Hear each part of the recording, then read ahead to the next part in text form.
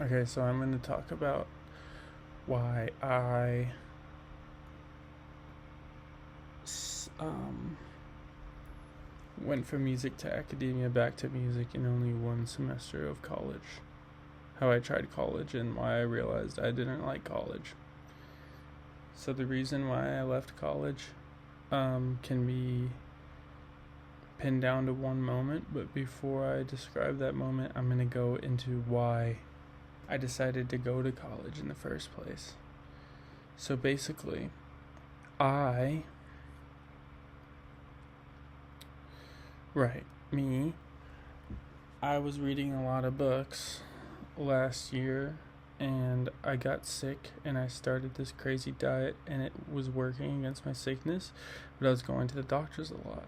And I was thinking, oh my gosh, I'm going to be 26 in 4 years and I'm not going to have any ability to have health insurance or go to the doctor. So I must start being a big boy and thinking about my career and stuff like that. And oh my gosh, I like this. I was reading a lot of books about people going to college, and so that was also fueling. I think that was actually the main fuel, was just reading books, just like being inspired by just academia in general, just the love of learning. And I was reading the history of humanism and how education evolved through the times, and the Renaissance and the Enlightenment, and all these things, and the value of education was just going up and up and up and up in my worldview. So I was like, oh, I really want to go to college. I really want to do that. I have never done that before. And so then it was tearing me apart. This decision to, because I knew if I went to school, then I would risk a lot of music dedication. And so it was tearing me apart. I've never been teared apart by a decision in my life. I've never been so teared apart by a decision in my life. So I'm like, either I go and I regret it, or I don't go and I regret it. So then I go, and it's good, and I really like it, and I'm very happy doing that, and I'm pretty fulfilled. I don't say I'm necessarily overjoyed, but I was enjoying it. I was regular enjoyed. So I'm going to these classes, and I was enjoying on the side just the social privileges of saying that I am a student, because the adults around me are, treating that decision and that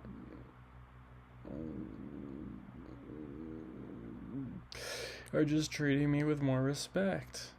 I'm doing something respectful to them.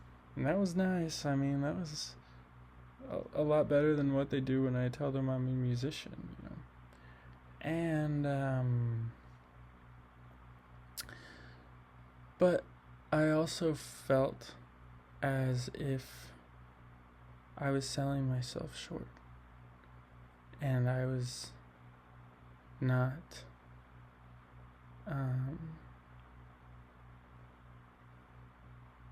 and I was not chasing the full realization of my character and myself.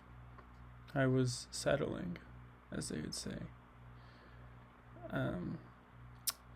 And I was also not that.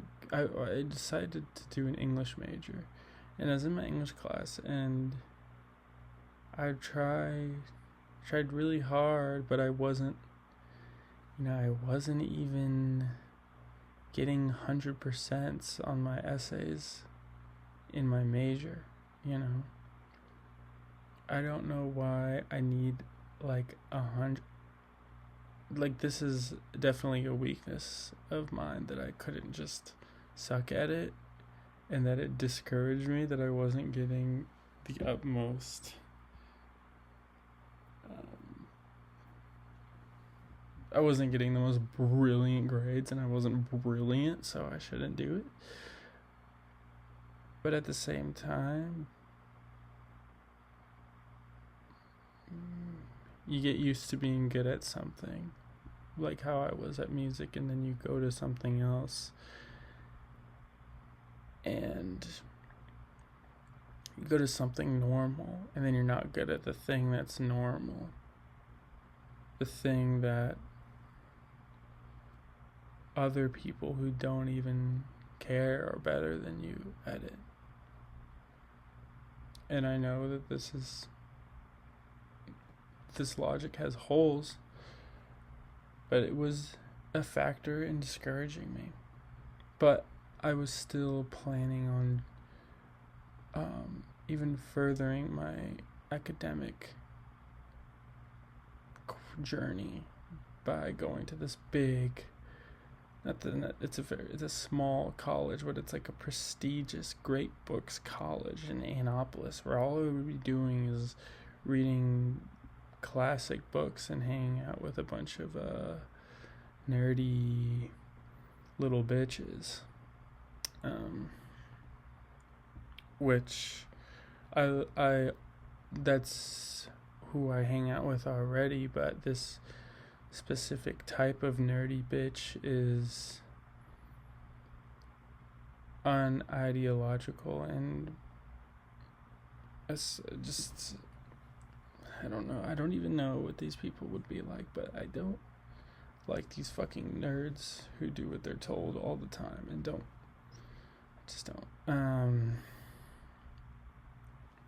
So anyway, I fast forward.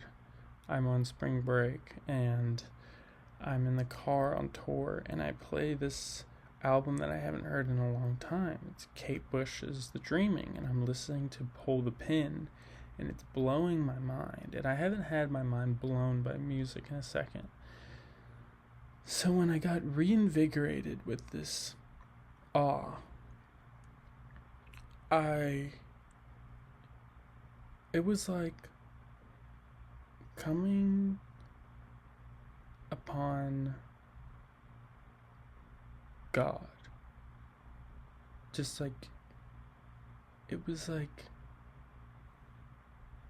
seeing the most valuable thing again. I don't know. I'm butchering this description of how it felt, but I was just reminded of why I was doing music in the first place. Where you just feel spoken to, and secure, and elevated, and inspired. And you just see such a potent, colorful energy force. And it invigorates you to your core. Not just seeing a nice little thing, not just tasting a nice little brioche bread, it puts you to your fucking core, and you feel amazing. And I said, oh my gosh, I said it to the band, I said, I'm quitting college. And also the tour was amazing. I was the most free I've ever felt. I was with my friends. I was doing exactly what I want to do.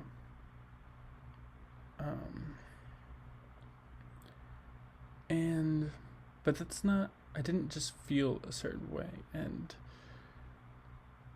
decided to chase a feeling. It was the accumulation of selling myself short. That feeling was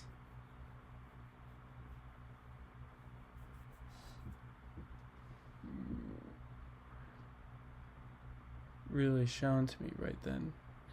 Because in the way I've felt like I sold myself short it was like when I was pursuing music. It was like, okay, that your life is going to be like climbing up this mountain and you don't know really the trail isn't really set for you. This is pertaining to music, whereas the academic life and other established careers are other mountains. So this is the music mountain. Okay. And so this music mountain, it's huge and it's going into the clouds. You can't see the top. You don't even know what the top is at. You think the top could be heaven. The top is prophesized to be heaven, and some people don't say it's heaven. And some people say it's really hard to get there, and some people say you can get there. And some people say that you're going to be homeless if you try to get there. And they try to not get you to get there. And then you try, and your whole life is dedicated to this mountain and understanding it and making your way through it and comparing yourself to the other people who are going on the same mountain. And you find all your friends at this mountain, and you start to love the mountain and not the top. Not the idea of the top. And your life is just totally catered to mountain climbing. Whereas the academic route is fucking gay, and you have this mountain and you can see the top and you can see the trails, and the dedication to such mountain. This isn't a mystical mountain. Like, the mountain, the music mountain, when it's like knowing this, participating in the mystical music mountain climbing is spiritually fulfilling. It's socially fulfilling. It's not financially fulfilling. It's every sort of fulfilling you could think of. And in the future, if you still suck at it and you're still at the bottom, it's not going to be as socially fulfilling, because you're going to be a social peasant, But this is where all my fruits have been given. Anyway, back to the English mountain. It's a logical ass mountain. You've seen this mountain before. You've seen this trail. There's no clouds. There's no burst of color. There are problems that you solve, and you feel good when you solve the problems on the trails, and you figure out wherever you need to figure out and do what you need to do.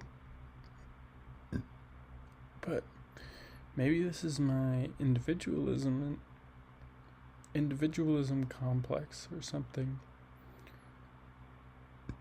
You just know what the fuck is there. You just know what the fuck. And okay, you're gonna do it? Okay, what?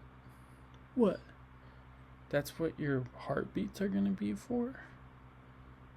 You went on this earth so you could just go on that fucking mountain because they told you to?